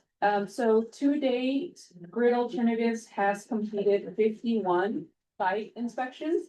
So we went to 51 single family homes, and these are some of our outcomes on what the data is telling us. Other important key findings before we go into the numbers. One thing that we learned from this community is that there was extremely high usage. This is a community where, you know, in the summer, it's not uncommon to go above 115, 120 degrees even during heat waves. So you know, we weren't surprised, but it was definitely a big change from other communities that we worked in. The average solar system size based off of that on that usage was 7.5 kilowatts DC. And just to give an example, usually the utility only allows 10 kilowatts to be installed on residential properties of solar. So, you know, really that being the average tells us that the electric load is very high for the Mecca and North Shore community. One other thing is that we often got requests for battery storage as frequent blackouts were a concern. One thing that's new is we also, because there's a larger rural community, property owners were interested in ground mounts. If we weren't able to install the system on the roof, if the possibility for ground mounts was there, we did that analysis as well. And so as you can see here with the numbers, roofing was the #1 limiting factor. So we learned that out of the 50 homes, a good over 50% of them needed re-roofing in order to get installed with solar. We also learned that over 30% of them needed some sort of electrical upgrades. That can mean bringing them up to code and or upgrading them so that a solar system in the future could be installed, since a solar system requires space on where all the breakers are. 10 projects didn't require any solar readiness, so that's projects that we'd be able to install on right away and get started. And we still have a few that are pending review from our construction director and our site visit team to get us all those details from the shade, energy use, and all the data analysis that we received there. Next slide. This is a pie graph of it again. This was with the 42 sites. We still have a few that are pending. The actual that will be needed. Next slide. Applicant data. This is a map that was requested at one of our previous meetings, just showing where the majority of the applicants were based off of the outreach that we did conduct. Here we can see that the majority of the applicants, I think it was about a 60-40 split. Majority of them were in the Mecca, majority of them were in the North Shore community, but we did have some applicants for the Mecca community as well. We think this was due to, we got a lot of interest at the food drive at the Catholic Church. That was really a big opportunity for us to connect with community members, as well as referrals, just word of mouth. That was really how the word spread about this opportunity for home upgrades, and the future for possibly getting solar on their home. One thing I did want to mention is that at the beginning of this grant, a year ago, a little bit over a year and a half ago, we were very transparent with homeowners and applicants that this funding, it was to make the home ready for solar. So if the home was not eligible for a solar installation, we weren't able to complete the upgrades. In addition, if it was a mobile home with no permanent foundation, we weren't able to do the upgrades as well. It's the same thing for the electrical, the hopes is that, with this data and this information, we can then go and apply for grants and funding to bring the solar, maybe even storage to the properties that we've already assessed that pretty much would be ready to go with all this data, which is great. Next slide. This is a breakdown of the cost. So one of the challenges that we did notice, because the electric use was so high, we had to re-roof a larger portion of the house. So that increased cost. And here we can see that 14 projects, the average re-roof cost was, around $5,000, $7,000, which was, pretty average. But a good portion of them, the cost to re-roof would be closer to 11,000, some even up to, 17,000, especially for the larger homes.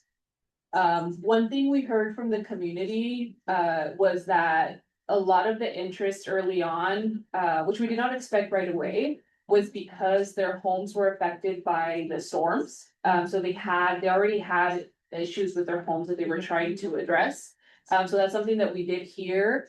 We try to connect residents to existing programs at the county to help with further repairs, because again, the solar readiness is limited to make the solar project possible. In order to, use grant funds in a way that allows us to, serve as many homeowners as we can. So Grid tries to connect residents to, other resources and programs that might help them upgrade their home or their vehicle, transition to clean energy, all the bits that we can. So this is a total of the budget costs. And one thing that we do plan in before the end of the final meeting in July is having more of a resource and energy efficiency workshop with the applicants and the residents at Mecca and North Shore. We know the summer is coming, and connecting you all with the rebates, incentives that are available now or might be in the future as well.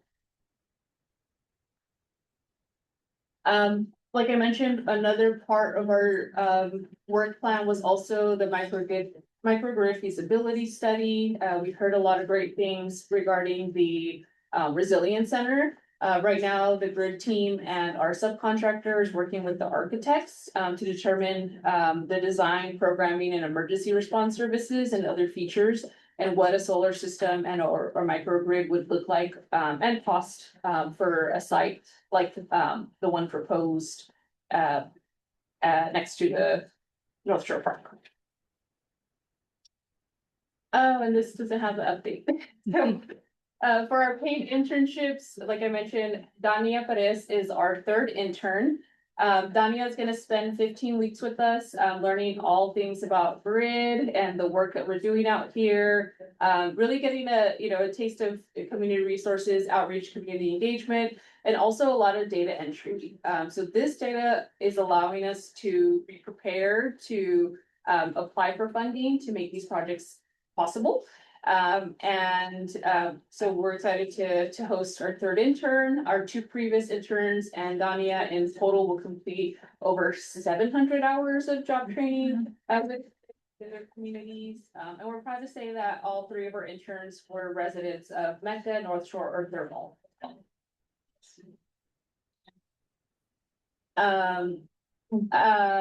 My email, I don't know where I have this slide, but where's my email? And our phone number, and our email as well. Any residents who have a current project or were on a wait list in the past of our, from our 67 initial applicants can contact us at this number.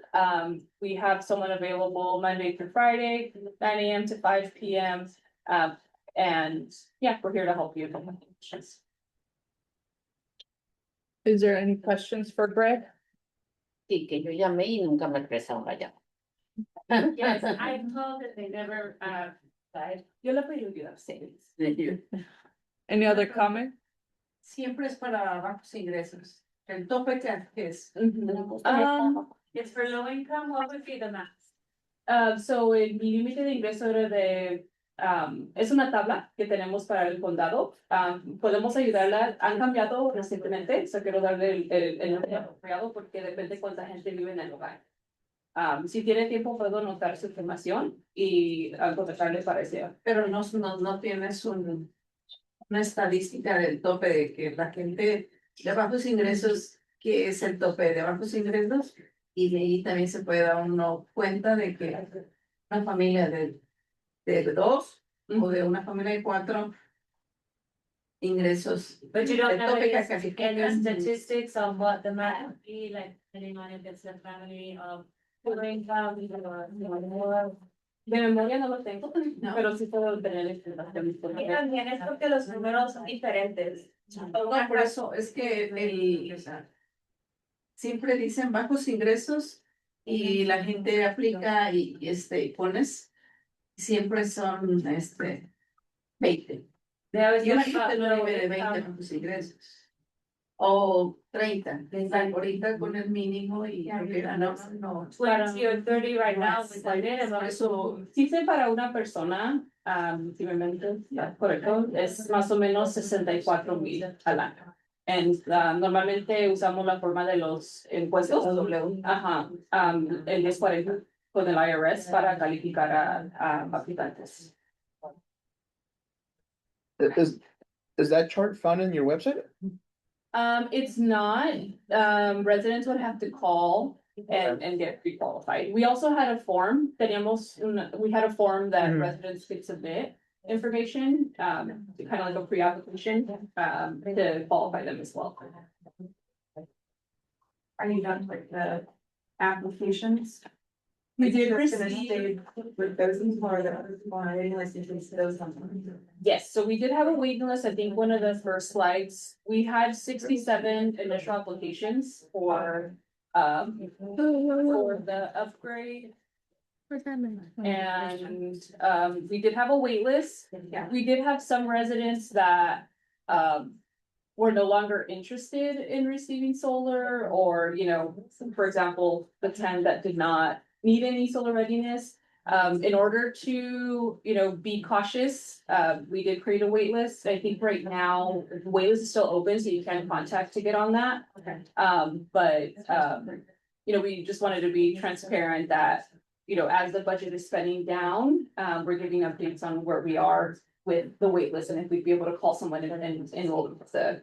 Now you have 10 families that you're helping? Yes. So we are completing. Okay, right. One. So right now, we received 67 initial applications. 17 roof rehabilitations are underway, and 6 electrical panels as well. Some of them are making their way. Some of the site visits were just recently completed in the past several months. It says Inland Empire, so where you guys are, like, your base. Yeah, our office is in Riverside, but we cover all of Southern California now, so down to San Diego and Los Angeles as well. Any other questions? ¿Cómo sería, cómo trabajarían los paneles solares?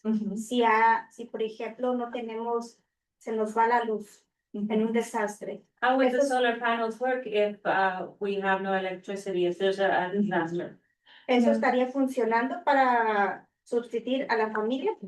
That's a great question. Would that work when it So happens? when a solar system is, when we install a solar system, it is tied to the utility grid. Here it's IID.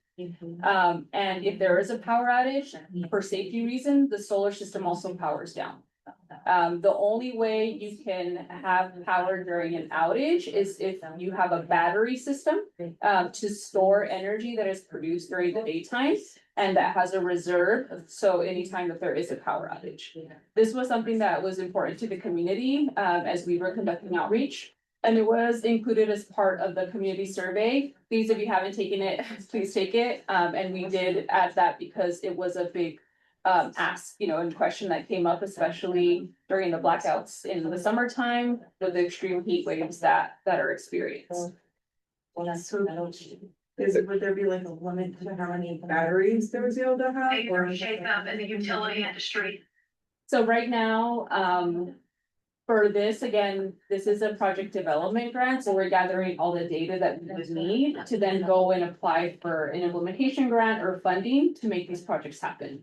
So all of this information, we are completing the upgrades, but, we would need to come back similar to other projects, with the funding to actually execute the. Around what time would that be? So we're actively applying for funding. So no answer.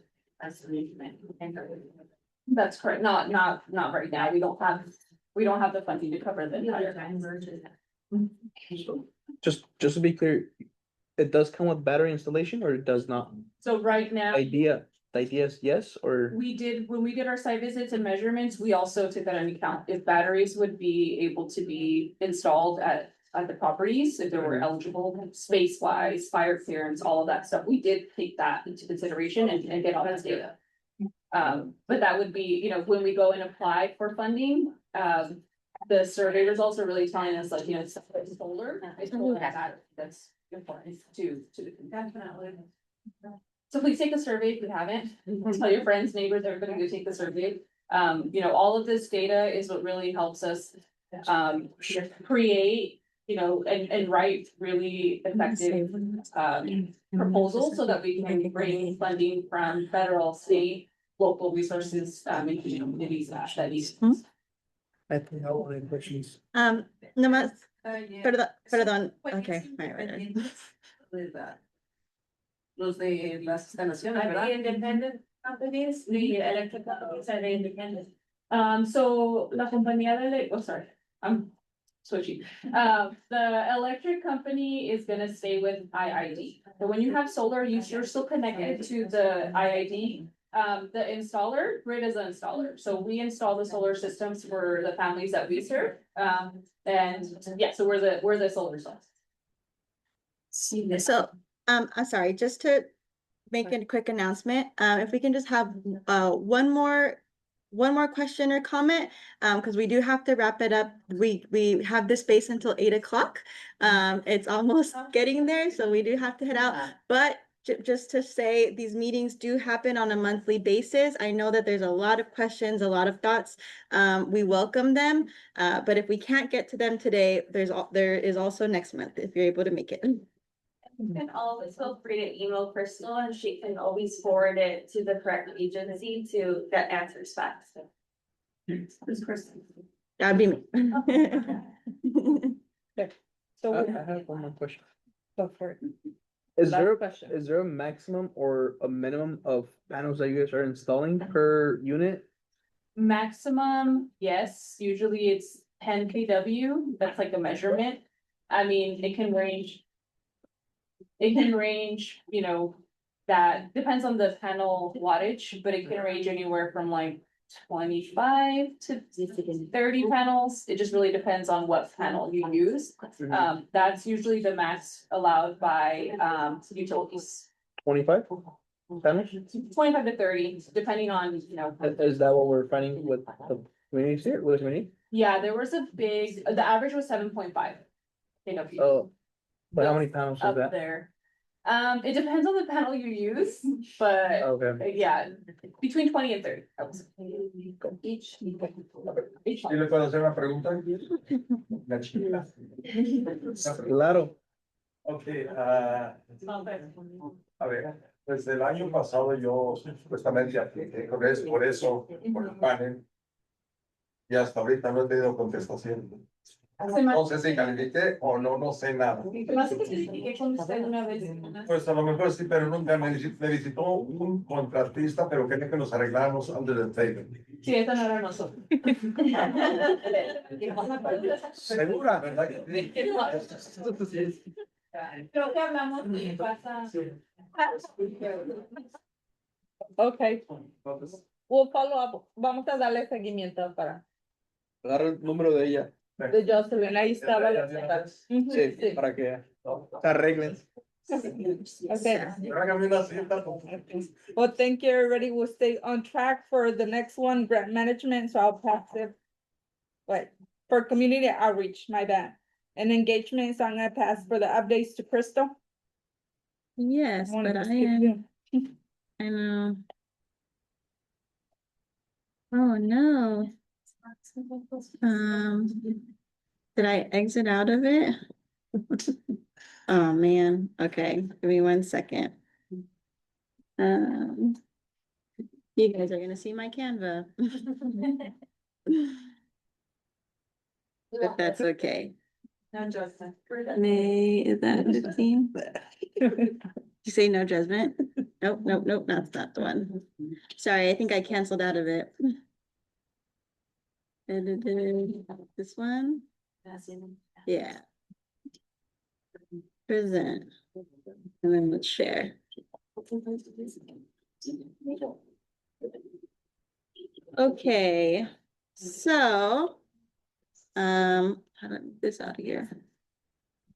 Ta-da. That's a weird screen, huh?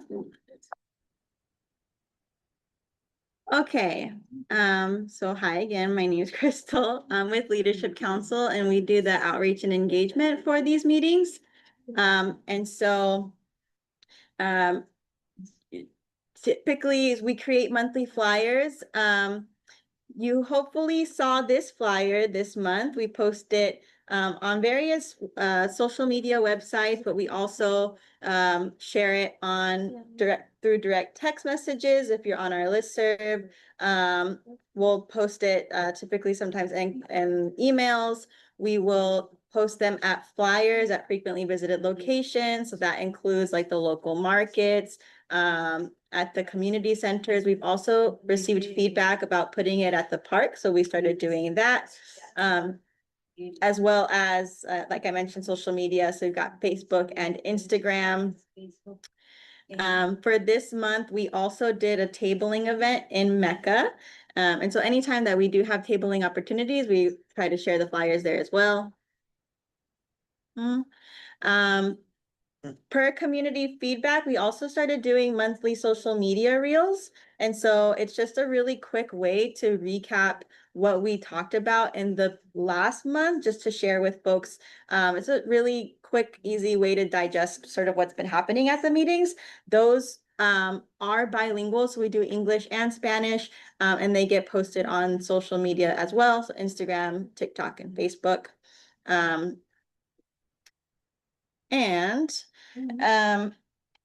We've actually already mentioned it in this meeting, but the other item I wanted to share is that there is a community survey that is out right now, and hopefully you've seen this flyer as well. If not, the survey is still open. So it's actually been open since I want to say March. And what it is, it's essentially an opportunity for community members to share what their priority projects are. Because as you've heard in, throughout this meeting, we are actively looking for grants to move into the construction phase and to implement these projects. So it's really, really helpful for us to understand what is important for a community. And so we welcome you all to please fill it out and share it. If you do not receive a text message or a phone call inviting you to these monthly meetings, then that means you are not on our call list. You are not on our listserv. And so I really encourage anybody, if you do want to stay up to date, to please sign up using this QR code. It's a quick Google form. You just put in your name, your contact info, and then from there on out, on a monthly basis, we go ahead and contact you and send you those updates for these meetings. Oh, yeah. Okay. The other thing, this is our calendar for these meetings. So this meeting space is made available through the grant, which means that when the grant term ends, so do these meeting spaces. Right now, our last meeting is scheduled for July 20th, which means we have 2 more meetings left. Where we'll have this monthly space. The next meeting is June 15th, and that'll be at the Mecca Community Center. But then our last meeting in July will be here at the North Shore Beach and Yacht Club. So there's an opportunity, whether you live in Mecca or North Shore, to come to one more. In addition, we also always have the Zoom option available. So if you're not able to make it in person, you can also join via Zoom. And that's all I have. Can I ask a question? Yeah. Transportation. Sorry. Mi pregunta era ahorita que la próxima junta va a ser en Meca. Algunas personas de aquí de North Shore ocupan algún raite para ir a Meca, si estarían interesados. Y yo. Yo posiblemente. Y yo. Vamos a la I do have a question. Las bicicletas. Pues si no hay seguridad, ¿tú quieres que arriesgarte? Ya ven. Ya vamos a llegar. Con la seguridad. Okay, we have to stay on task, because we're almost done. On the transportation bit, it's not something we can commit to, but I'm curious to know if folks would need it. Yeah, I see. just as a Once we're done, Oh, sí. Y ya nomás tenemos 2 reuniones. Sí. Pero todavía faltan muchas fases para cumplirse los planos. Ujú. ¿Qué va a suceder con eso? Sobre no vamos a tener este espacio ya, pero sí hemos tenido una presentación en el Consejo Comunitario de Mecca y North Shore, y hay posibilidad de todavía tener presentaciones sobre estos proyectos en ese espacio también. Ujú. Gracias. Ujú. Any questions? Okay, we'll move on to the next item. Thank you, Crystal. We'll go back to the county officer for grant management update with Jeanette. Thank you so much. I'll be quick, guys. So as of last meeting, in terms of expenditures, we're still at 28. That's with draw 6. We will be submitting draw 7 by the end of this month to Growth Council. We also submitted a revised budget, which we mentioned in the last meeting. That is in the final stages of review with the Growth Council. We hope to hear regarding the switch of funding that I mentioned last meeting, as well as a potential grant term extension. So we hope to hear and provide some feedback on that by the next meeting. We also wanted to mention that the TCC round 6 guidelines were released. One of the main things that we were looking at for that would impact our feasibility of applying was the leverage percentage, which did go down from 50% to 25% for disadvantaged communities. So hopefully that will allow our partners to move forward with an implementation grant. We do have an internal meeting with all of the partners this Thursday to discuss the feasibility and discuss what project we will be moving forward, which we will also be basing on the community survey that has been put out to the community, as Crystal mentioned. So that will guide us as to what the priority is, and if we do have the availability to apply, how we will attack that application. So those are my updates, just in terms of timelines. The application will open for the DC round 6 May 29. So we do have a little bit of time to get like a game plan together. And then the applications wouldn't be due until September 30th. For me. Thank you. Any questions for Jeanette? I do have one question. I know the leverage went down by 25%, but 25%, we're talking about millions of dollars. Is still a big number. Will that be an obstacle for the partners? It might be, especially with, we know that there's low availability in federal funding.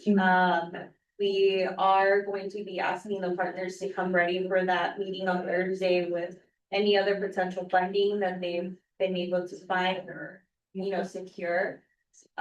Or just, contemplate possibly applying. And obviously as at the county, we're here to help with whatever application we need a local public entity, and we're more than happy to be a full applicant, or if they need us to be the lead applicant for the application purposes, we're more than happy to assist with that.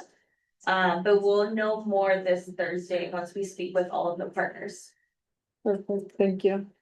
Any other question? Okay, so we'll move on to the next item. Number 7, the community project, the survey we discussed that, or the different survey? I have a few slides I can go through really quickly. So this is the survey that we've been talking about, the prioritization survey.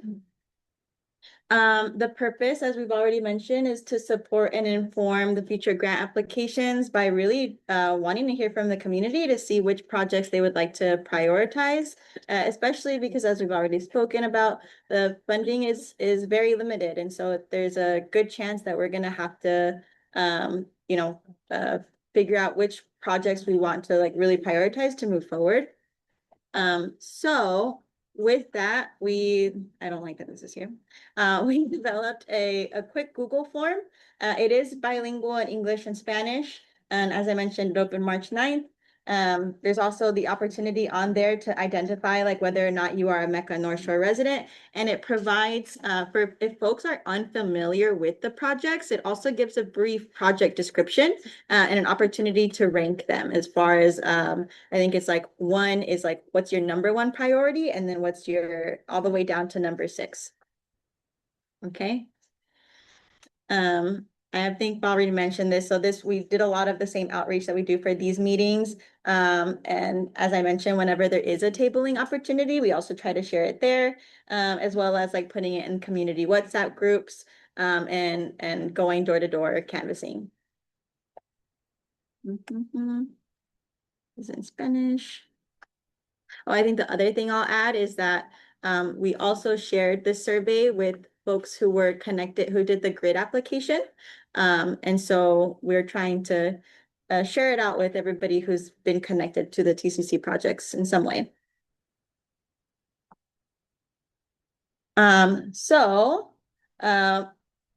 We've had about 68 responses so far. Of those, 92.6% are from Mecca North Shore, either a resident or a business owner. And then, oh, it's really hard to see here. Hold on. Oops. Well, I guess you don't really need that. So far in the results, we've seen the top 3 priorities is bridge widening, the Community Resilience Center, and then the solar panels. The secondary priorities, according to the survey thus so far, is the pedestrian and bicycle lane, the microgrid for the community center, and then battery storage. If for whatever reason, you disagree with the results or you think it should look different, I highly encourage you to share the survey.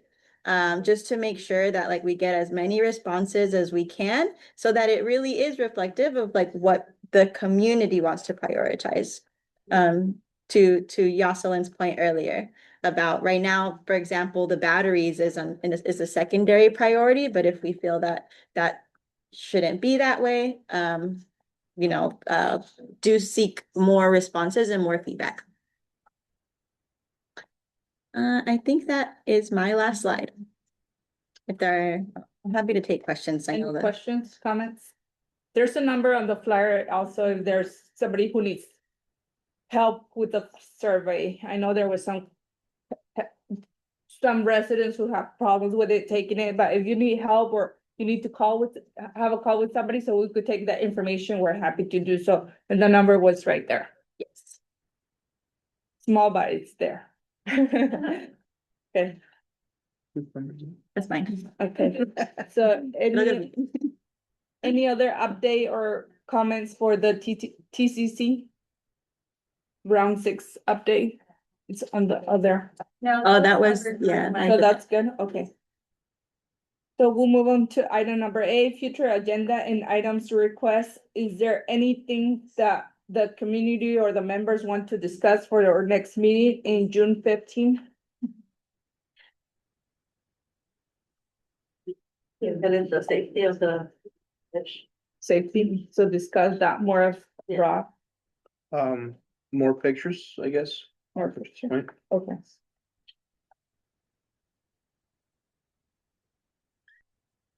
Any other? Yoselin, I know we didn't talk about it in this meeting, but we've mentioned the grid or the energy resource fair. Is that something that you'd want on this agenda? Yeah, I think that'd be helpful. Okay. We can come prepared with the date and. And Jocelyn, can you provide an update for the microgrid? Yes. Also, use like a cost estimate between different types of physical separators, for the bike lane.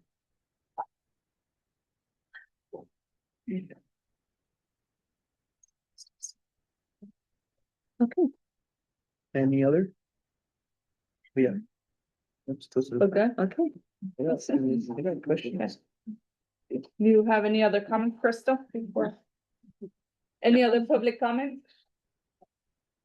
Que nos dé más información de todos los proyectos y cuándo iniciaron hasta cuándo van a terminar. More information.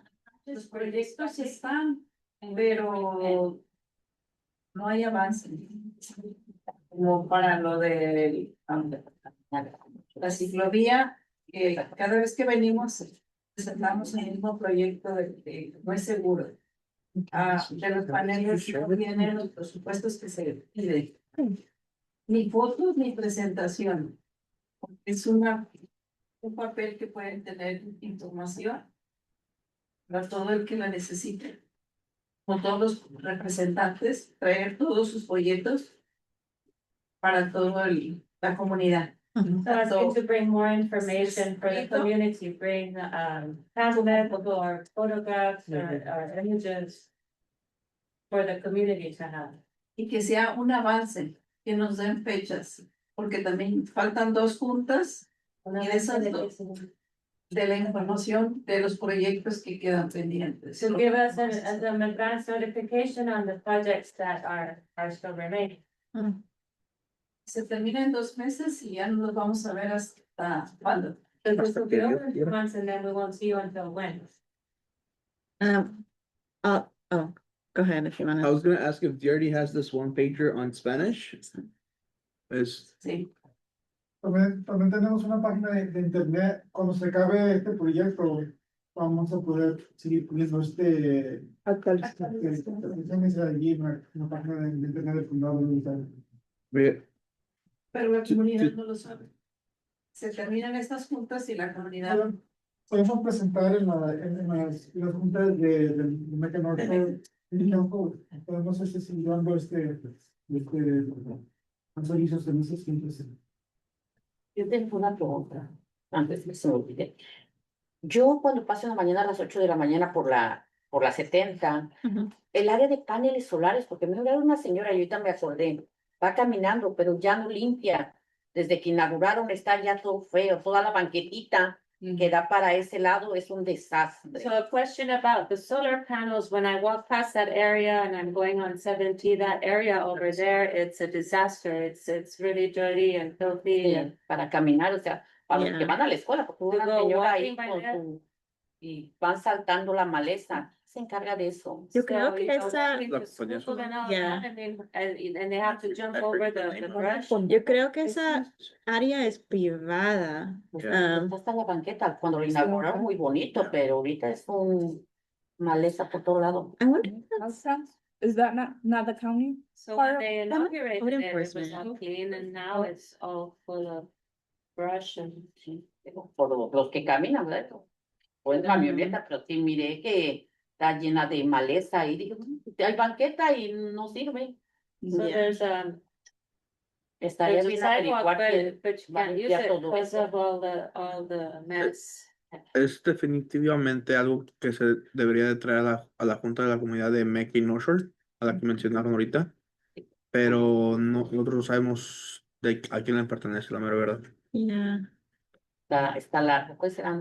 Pero maybe el departamento de Code Enforcement puede hacer algo, no sé, pero podemos preguntar. ¿Quién le pertenece? I was gonna ask to the addition of we got this from DRD, if the other organizations could provide maybe like a 1-pager with a few updates or just something that they could take also. And if they could be provided in Spanish, just to kind of give some information, in the last 2 meetings.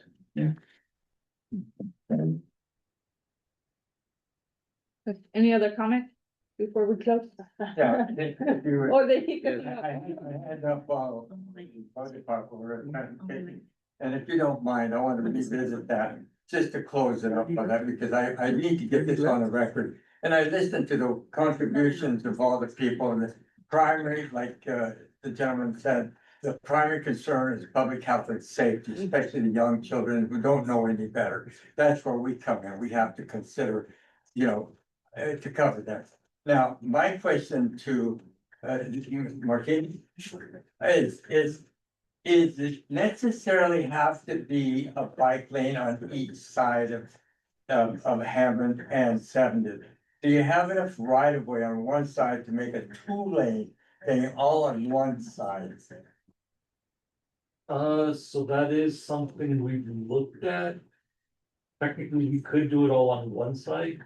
I think it was just easier for us to go both sides because it's the road. Okay. Let me go one last thing.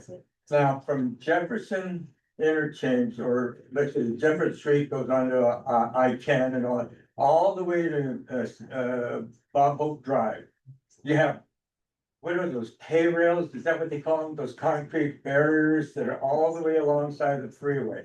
And why can't, for safety's sake, in the event a car veers off the road, which the map didn't show was the S curve, you know, between that, you know, from the, well, you know where it's at. Yeah, there's an intersection. Anyway, and that's a very, very iffy thing, because there's a lot of tracks here where people don't, you know, they approach it too fast, they hit the dirt and whatnot, or else overcorrect.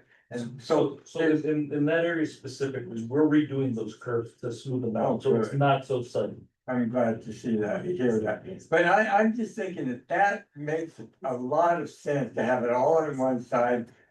Traffic both ways, and that's ample room. I mean, if you can get 5 feet on each side, why can't you put an 8-foot, you still have a 4-foot lane going either way, and it accommodates not only bicycle traffic, it also foot traffic, and if somebody's riding a little scooter or something that isn't road legal, they can probably ride that. I mean, it just means like, my concern is that barrier. I think that that's very important to address their concern.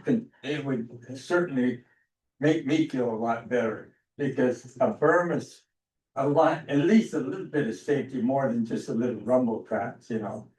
Just something, I know it's a late hour to bring it up as far as the project is going, but maybe you could go back and visit that. I really think that that's because of the voice concern of this community. And my own concern. Okay, I mean, it's something I could talk to management about.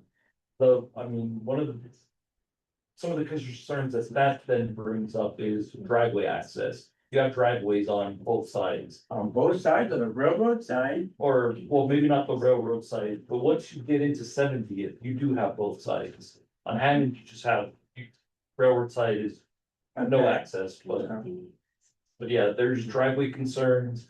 There's also safety features. You can't just have a concrete barrier open to the public, because someone hits that, that's almost always a fatality.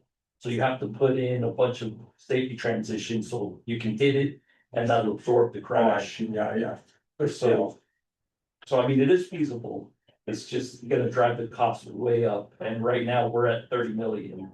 So we do concrete, now you're maybe doubling, tripling, Yeah, and then how do we fund that? yeah. And I noticed that you handed out the presentation with stakeholders. And that means a lot to me when you use that word stakeholders in your presentation, because what greater stakeholders are there other than the people that would be using it and subject to those threats? That's my concern. Those are the true stakeholders. My comments for the record. That's all. Yeah, and kind of going back to something we brought earlier, she mentioned that there's a lot of accidents at Cleveland. We did our due diligence, we looked at CHP reports, we also found a website that publishes other collisions. I think there's a big problem with people not reporting those incidents. We found 6 in the last 5 years. Wow. Yeah, so if there's more than that, we don't have record of them. Okay, Thank you. yeah. Well, thank you, everybody, and we'll be here in the same space next month, June 15, we'll meet at the Mecca, so I appreciate everybody's comments, questions, and opinions, and we'll see you next month. Thank you, much appreciated.